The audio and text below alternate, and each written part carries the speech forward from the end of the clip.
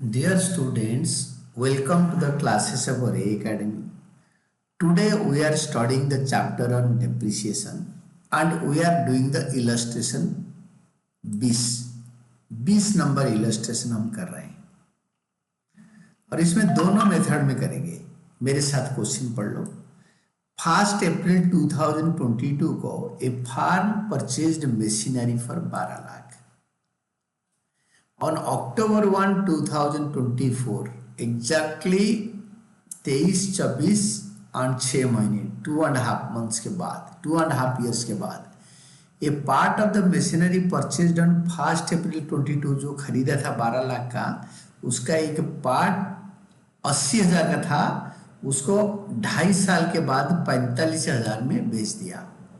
And new machinery at a cost of 1,58,000 was purchased and installed on the same day. उसी दिन एक नई machine खरीदा 1,58,000 का और उसको इंस्टॉल करवा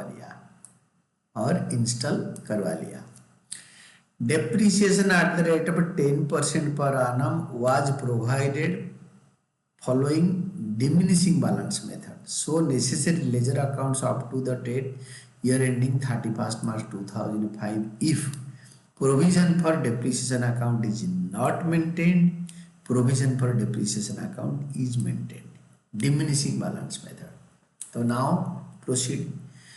When provision for depreciation account is not maintained, maintain नहीं किया जाता, machinery account बनाओ to bank account 1 April 2022 12 lakh का और इसी दिन end of the year 31 March 2023 by depreciation account 10% इसका और 12 लाख से 1,20,000 माइनस करके find out by balance sheet that is 10,80,000 और इसको next day of the next year to balance brought down 10,80,000 लिखो 10,80,000 और 2024 31 मार्च को बाय डेप्रिसिएशन अकाउंट 1,08,000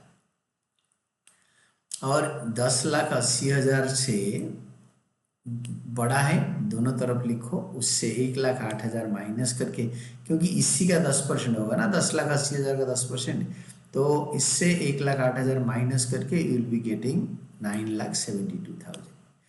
फिर 2024 April 1 next year first day two balance brought down 9,72,000 9,72,000 में इसको दिखाओ टू बैलेंस ब्रॉट डाउन और इसी दिन एक नई मशीन खरीदा October 1 को एक न्यू मशीन खरीदा 1,58,000 में to bank, this is machine 2। कहाँ लिखा है ये देखो, A new machine was purchased at same cost on the same day at a cost of 1,58,000 और ये 80,000 का मशीन को बेच दिया 45,000 में। इसको पकड़ते हैं अभी 45,000 तो लिख ही दो। By bank account sold, by bank account sold October 1 को बेचा, October 1 को खरीदा नया machine, by bank account sold 45,000।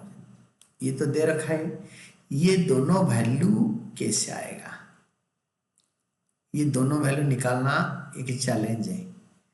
Loss on sale पहले डेप्रिसिएशन निकालोगे on sold out item. Sold out item 80,000 था, 80,000 का मशीन से 2.5 years का डेप्रिसिएशन माइनस करो स्ट्रेट लाइन मेथड में। वर्किंग नोट में जाओ, when provision for depreciation account is not maintained, calculation on loss of sale of machinery, original cost loss on sale निकालना है।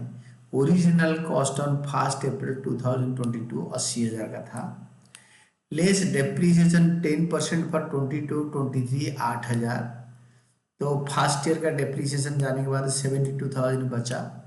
This is book value on 1 April 2023, book value on 1 April 2023 less depreciation 23-24 72,000 का 10% 7,200, तो बचेगा book value on 1 April 2024 that is 64,800 less depreciation up to the date of sale 64,800 का 10% 6 महीने का, क्योंकि अक्टूबर 1 को बिका, मतलब 31 अप्रैल से अक्टूबर 1, तो 6 महीने का 3240।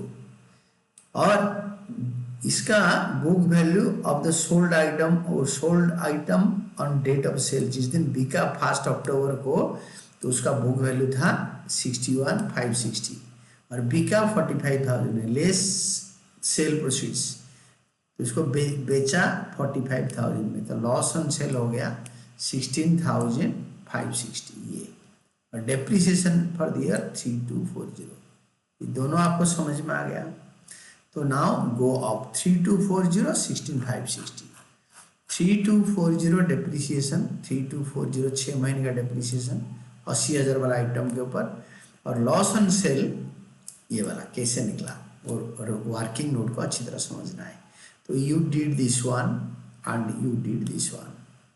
इसको आप by profit and loss account भी लिख सकते हो। ये डेप्रिसिएशन ऑन सोल्ड आइटम, जो मशीन बिका उसके ऊपर 6 महीने का डेप्रिसिएशन, बाकी 2 मशीन बचा, इससे 80,000 वाला मशीन कट गया रिटर्न ऑन वैल्यू वाला, और ये मशीन के ऊपर 6 महीने का डेप्रिसिएशन 158 के ऊपर। तो डेप्रिसिएशन चार्ज करने के लिए you have to go down, आप इधर जाओ, calculation of depreciation for the current year, मतलब last year on the remaining machinery, on old machine 10%, 9,07,200 आया कहाँ से, ना यहाँ से।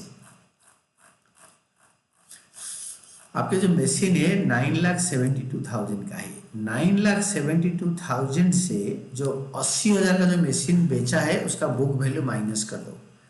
9,72,000 से जो 80,000 का जो मशीन बेचा है उसका डेट ऑफ सेल का जो बुक वैल्यू है, मतलब 1 अप्रैल 2024 में जो बुक वैल्यू है 64,800 माइनस करो। देखो कहाँ से क्या चीजें आ रहा है।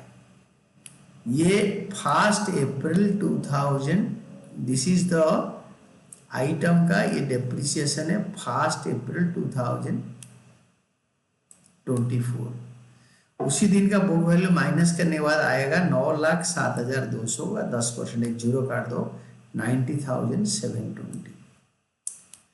और ऑन न्यू मशीन, ये होता है ओल्ड मशीन, न्यू मशीन का ऑन न्यू मशीन 1,58,000 का 10% फॉर 6 मंथ्स, 6 महीने का होगा 7,900। ये दोनों को ऐड करके 98,620 होगा depreciation for the current year. तो 98,620 ईयर एंड में 31 मार्च 2025 को बाय डेप्रिसिएशन अकाउंट, पुराना मशीन के ऊपर 80,000 वाला को माइनस करके न्यू मशीन के ऊपर 6 महीने का। फिर टोटल करो डेबिट साइड, देखो डेबिट साइड टोटल करो 11,30,000, इसको क्रेडिट साइड में लिखो एंड सारे माइनस करके डेबिट साइड का ये चारों आइटम को माइनस करके find out by balance carried down and of the year 31 March 2025 9,66,580, 966,580। Then when provision for depreciation account is maintained, when provision for depreciation account is maintained, जिस time provision for depreciation account maintain किया जाता है तो machine original cost में आएगा। तो machine original cost में हमेशा आएगा मशीनरी अकाउंट बनाओ to bank account, that is 12 lakh, और 31 मार्च 23 में बाय बैलेंस सीडी, और 2023 में टू बैलेंस बीडी 12 लाख, 2024 में बाय बैलेंस सीडी 12 लाख, और 1 अप्रैल 2024 में टू बैलेंस बीडी 12 लाख। नया मशीन खरीदो to bank account purchase of the second machine on October 1,58,000, और 2024 अक्टूबर 1 में बाई बैंक अकाउंट सेल 45,000, और बाय लॉस ऑन सेल 16,560। ये कैसे आया देखो, इधर जो 16,560 लॉस आया था ये वाला, इतना लॉस इधर भी आएगा। दोनों चाहे मेथड कोई सा हो, loss provision for depreciation maintain करो ना करो एक ही बात होगा, लॉस विल बी सेम। तो प्रोविजन फॉर डेप्रिसिएशन ये 18,440 कहाँ से आया, इसको मैं आपको समझा देता हूँ। देखो, नाउ गो डाउन एंड सी, नीचे जाके देखो कि डेप्रिसिएशन कैसे आया। तो आप क्या करोगे ना, ये जो है 8,000, ये 8,000 डेप्रिसिएशन, ये 8,000 डेप्रिसिएशन प्लस 7,200, तो ये हो गया 15,200, 15,200 plus 3,000, 18,440। This is the depreciation. ये है, मैं इसको ऐसे लाइन बना देता हूँ, दिस एंड दिस, ये जो तीनों को मैंने ज्वाइन कर दिया। तो this is the depreciation till today 18,440, 18,440। और कैसे होता है समझा देता हूँ। 8,000 प्लस 7,000, 15,200, 7,200, 15,200 प्लस 3,000, 18,200 और 240, 18,440, 18,440 डेप्रिसिएशन आ गया। तो now you understood all three. फिर सिंपली इसको टोटल करो, ये दोनों को टोटल करो, इट इज 13,58,000। इसको क्रेडिट साइड में लिखो और ये तीनों को माइनस करके you will be getting by balance carried down 1278। Then depreciation provision for depreciation account बनाओ। 2023 31 मार्च में बाय डेप्रिसिएशन 1,20,000, 12 लाख का 10%। इसको एक्यूमुलेट कराते जाओ। फिर 2023 बैलेंस कर दो, to balance carried down 12 lakh. 2023 April 1 को by balance brought down 1,20,000। Then 2024 by depreciation account 1,08,000। ये कैसे आया ना, 12 लाख से 1,20,000 गया तो 10,80,000, 10,80,000 का एक जीरो काट दो, 10%, 1,08,000। तो ये दोनों को टोटल करके आप लिखो 2,28,000, 2,28,000 को दोनों साइड में लिखो। और 31 मार्च को टू बैलेंस कैरिड डाउन 2,28,000। और 2024 में बाय अप्रैल 1 में बाय बैलेंस ब्रॉट डाउन 2,28,000। 2,28,000 से अक्टूबर 1 को बाय डेप्रिसिएशन अकाउंट 3240, ये देखो आपको ऑलरेडी बता चुका हूँ, 3240 दिस वन, ये जो डेप्रिसिएशन है ना, ये वाला, दिस वन, ये वाला 3240, ये वाला देखो, ये वाला दिस वन, ये आधा साल के लिए 3240 आधा साल का डेप्रिसिएशन है। और अभी तक जो डेप्रिसिएशन है आपको बताया था, दिस इज 8,000, 7,200, 3,240। वो तीनों डेप्रिसिएशन को 8,000, 7,200, 3,240 को अक्टूबर 1 को उठाओ। अक्टूबर 1 को to machinery account working note 1 से 18,840 जर्नल एंट्री हो गया, provision for depreciation account debited to machinery account. तो मशीनरी अकाउंट में by provision for depreciation account 18,840, October 1 को by provision for depreciation account 18,840। ठीक है, तो ये तीनों को आपने क्या करना है ना, तीनों को आप मतलब आपको समझ में आ गया। तो 18,840 ऊपर उठा लिया। तो अभी करेंट ईयर का डेप्रिसिएशन स्टार्ट करो बाय डेप्रिसिएशन अकाउंट 98,620। ये 98,620 आया कैसे, already you have calculated 98,620 already, उस मेथड में इस मेथड में दोनों मेथड में सेम आएगा।